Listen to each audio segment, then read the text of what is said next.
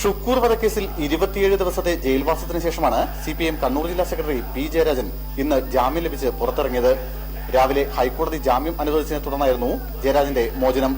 Kannur judicial 1-ാം class magistrate കോടതിയും ഹൈക്കോടതിയും മുൻപ് ഓരോ തവണ ജയരാജന്റെ ജാമ്യാപേക്ഷ തള്ളിയിരുന്നു. ഇന്ന് ഉച്ചതിരിഞ്ഞ് 3:15 ജാമ്യം സംബന്ധിച്ച കോടതി ഉത്തരവിന്റെ പകർപ്പ് പ്രത്യേക ദൂതൻ വഴി കണ്ണൂർ സെൻട്രൽ ജയിലിലെത്തിച്ചത്. ജയരാജന് ജാമ്യം ലഭിച്ചതറിഞ്ഞ് ജില്ലയുടെ വിവിധ ഭാഗങ്ങളിൽ നിന്നും നൂറുകണക്കിന് പാർട്ടി പ്രവർത്തകർ ഉച്ചയോടെ തന്നെ ജയിൽ പരിസരത്തെത്തിയിരുന്നു. 3:50 ജയരാജൻ ജയിൽ മോചിതനായി പുറത്തിറങ്ങി. ആവേശോജ്വലമായ മുദ്രാവാക്യം വിളികളോടെയായിരുന്നു നേതാക്കളും പ്രവർത്തകരും ജയരാജനെ സ്വീകരിച്ചത്.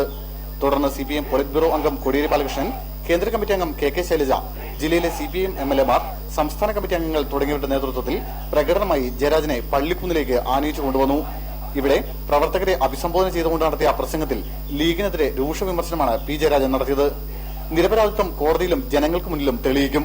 ഉമ്മൻചാണ്ടി കരുതിയത് ഈ നാട്ടിലെ ജനങ്ങൾക്ക് മുമ്പിൽ CPM-നെ അക്രമികളുടെ പ്രസ്ഥാനമായി ചിത്രീകരിക്കുക, കൊലയാളികളുടെ പ്രസ്ഥാനമായി ചിത്രീകരിക്കുക, ആ നിലക്ക് CPM-ലുള്ള വിശ്വാസം തകർക്കാൻ വേണ്ടിയുള്ള ആസൂത്രിതമായിട്ടുള്ള കള്ളക്കേസാണ് എടുത്തത്. തന്റെ അറസ്റ്റിനെ തുടർന്നുണ്ടായ പ്രതിഷേധങ്ങളിൽ ഭാഗവാക്കായ മുഴുവൻ പ്രവർത്തകർക്കും ജയരാജൻ നന്ദി പറഞ്ഞു. വൈകിട്ട് കൂത്തുപറമ്പിൽ നടക്കുന്ന സ്വീകരണ യോഗത്തിലും ജയരാജൻ പങ്കെടുക്കുന്നുണ്ട്.